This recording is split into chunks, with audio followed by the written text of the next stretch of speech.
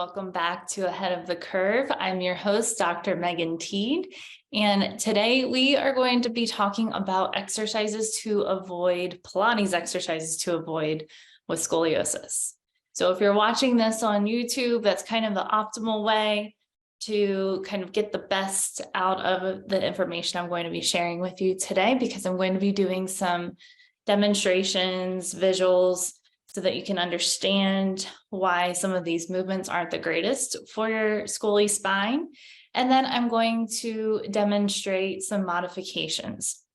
So if you're listening to this on iTunes, you'll still be able to probably follow along and understand what I'm saying, but to get the best out of this information, the most out of this information, check out my YouTube channel at The Scoliotherapist.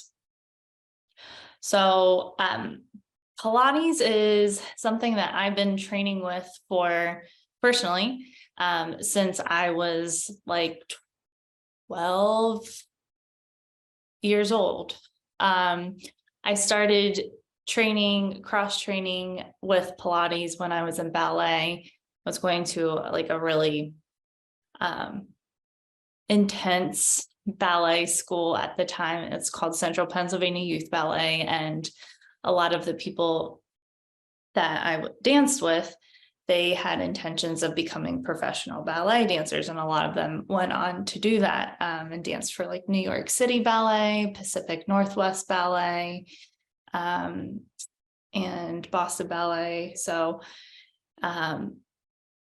part of our training included doing some Pilates.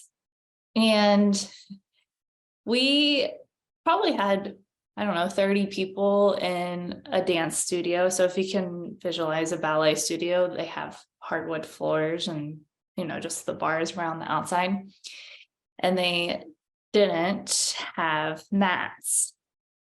So now when I do Pilates, my mat is probably about like an inch and a half thick, in order to provide me some support and cushioning for my back and for my knees. Like when I'm in kneeling, just feels a bit better than kneeling on hardwood floor. So at the time I knew I had scoliosis, but it was one of those things where if you've been listening to this podcast for a while, you already know that we kind of like, we're just waiting and seeing if my scoliosis would get worse. And it didn't in my adolescence. So we didn't really do any treatment for it. So in these classes, we would have to do a roll up, roll down, rolling like a ball, all those sorts of things. And you can imagine, person without scoliosis, that's probably pretty uncomfortable for them. And then add on to the fact that I did have scoliosis and I'm like bruising one side of my back and, the other side isn't making contact. I'm just kind of rolling all over the place. So it wasn't exactly the best experience with Pilates to start off with. My journey continued a bit later. Like I got into it as my mom was as well. We would take some classes from an instructor who's also a physical therapist at our local YMCA. And it was like a very nice treat to have somebody that was that knowledgeable teaching us. She went through the Polestar Pilates training, and I think she was also a teacher trainer as well. So she knew her stuff, and she's who inspired me to do what I do now, which is combining Pilates and physical therapy together.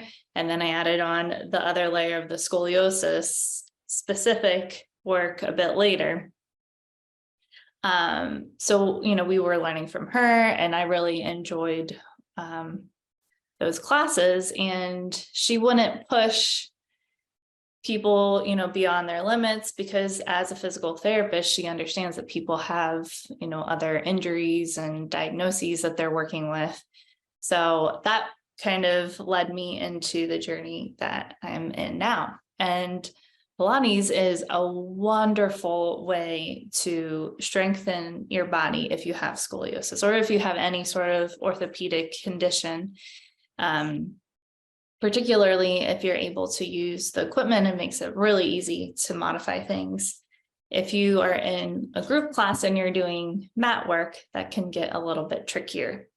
But it's doable, and that is the primary way that I work with my clients. I combine Pilates for scoliosis movements with Schroth ideas and exercises, and also some other things that I've kind of learned along the way.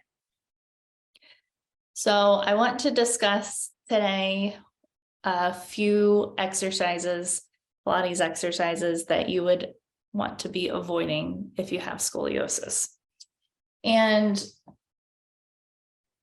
I'm going to begin just by explaining a few things. So if you are listening to this and not watching, I'm holding up my Scoli model. So my Scoli spiny, and I've bent into him 3 curves. Okay. So when you are taking a Pilates class with an instructor who may not understand scoliosis very well, they may have intentions of helping and think that they understand what's happening within the body, inside the body, but in all reality, they're a little bit mistaken. So when you consider the scoliosis, generally, people that have scoliosis, they have more than 1 curve. So it's not like you have just the singular curve. Yes, there are people that have 1 curve, but that is kind of like the outlier. Most people have surrounding curves, compensating curves above and below the main curve that really stands out. And for someone who doesn't understand scoliosis, they may see that main curve that's bent to the right or the left, and they're like, oh, well, you just need to side bend the opposite way and it'll help that curve. But what they don't realize is what they're affecting above and below is actually enhancing the curves above and below instead of helping. The other thing to consider is the actual shape of the vertebrae for somebody that has scoliosis. So if you don't have scoliosis, your vertebrae are very symmetrical. You kind of can visualize a cylinder that is the same height the whole way around. I'm going to use this Scoli wedge as a demonstration of the torsion effect that scoliosis has on our actual vertebrae. So instead of, just imagine that this is the same shape the whole way around. Instead of it being the same shape the whole way around, it's actually kind of twisted and has a torsion force on the actual vertebrae. So it's not that same shape as somebody that doesn't have scoliosis. So to demonstrate this a little bit further, I'm going to use a towel. I feel like when I say towel, I say TOW instead of towel. Anyway, so I'm holding each end of the towel, and I'm going to begin rotating it to just demonstrate the scoliosis, scoliosing. And you can see how it begins to create curves all throughout the towel. I need to stop saying it because it's making me laugh at this point. Okay, so we have our little towel here, and you can see that, you know, this really has like 3 curves to it. If I flex the towel forward, you see how it enhances the curves up towards the ceiling. If I extend the towel backwards, the curves that are sunken forward, they're enhanced. They become more sunken forward. And then if I add in a side bending, you can see what that does to the curves above and below. And then when we rotate, you kind of get the point. So, good news is there's plenty of ways to modify movements to make a person happy who has scoliosis in a traditional Pilates class. So first I'm going to just demonstrate some of the traditional, first I'll demonstrate the traditional Pilates move, and then I will demonstrate the modification to it. So I have a couple of props here with me. I have my Scoli wedges, and then I have a physio, a small squish ball, which is about 9 inches around. Okay. So the first exercise that I'm going to discuss is the roll up and roll down. Okay. So with the roll up, my hamstrings are nice and tight today, but you generally begin sitting up on top of the sitting bones. Arms are stretched forward, and then you articulate the spine down onto the floor, one vertebrae at a time. And if you can just visualize what I was explaining just a few moments ago, you can imagine how, as I'm flexing forward, the areas that are already pushing backward are pushing even further back. So this is causing uneven loading on our discs, and we already have uneven loading on our discs to begin with, and then that just makes it more uneven and more of a flexion force on it. So instead, you can use a small squish ball and tuck it, kind of wedge it underneath of your bottom. And you begin the same way, arms stretched out forward. And instead of articulating through the spine, you just kind of lean back into the ball until you feel the abdominals kick on a little bit. And then you exhale, deepen the core connection, and come up nice and tall. So you exhale. So I'm not rounding here, maybe very slightly rounding. But if I do round, I'm thinking about both sides of the spine moving equally, trying to open up through my concavity if you're looking at me from behind. Okay. So that is the first modification. So that is the roll up, roll down. The second one that I talked about earlier is rolling like a ball. So feet are floating off the floor, and then you roll back onto the shoulder blades and come back up. And that just does not feel very great. This is a pretty intuitive one. I feel like most people that have scoliosis, when they try to do this in a Pilates class, they feel how uncomfortable it is, and then they just kind of opt out of it. So a better option to rolling like a ball would be to start off with the feet touching the ground and still trying to keep the spine as neutral as possible. And you just come off those sitting bones until the abdominals catch. And then exhale, tap the toes back down. And come off those sitting bones without losing the balance the whole way back. That's one of the challenges to this one. Okay, so there you have that one. Okay. All right. The next exercise is mermaid. And this is another one that seems to be intuitive for people.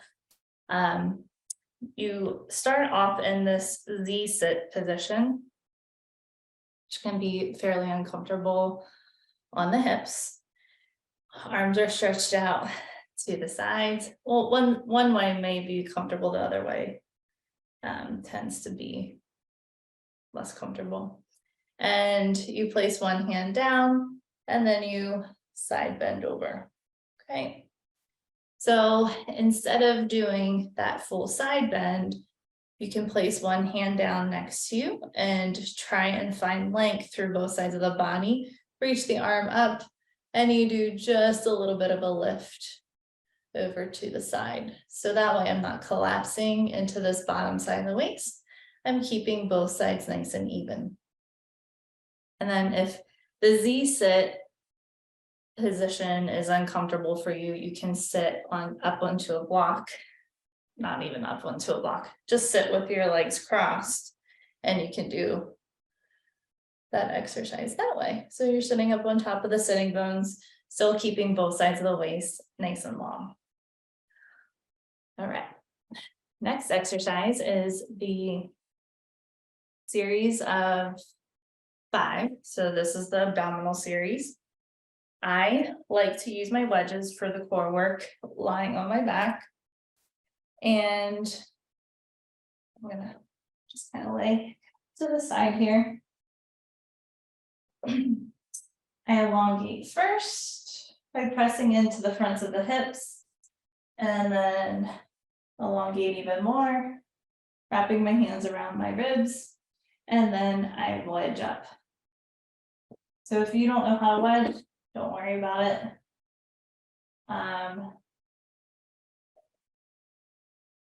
You can check out one of my episodes that I did several weeks ago. And it talks all about the scolio wedges, how to wedge, when to wedge, and you can learn more about your specific curve and how to wedge for that.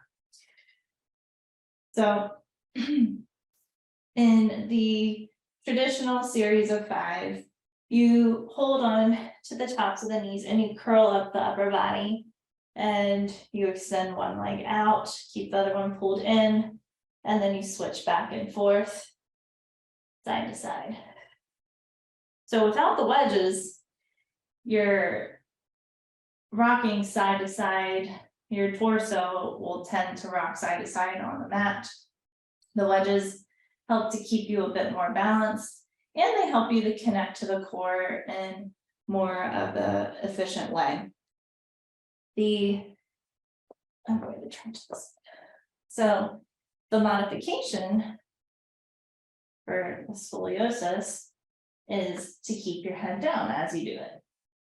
So you hold on to the top of one knee, then you straighten the other leg out, and then you can switch back and forth, and you can still get a really great core workout without lifting your head up.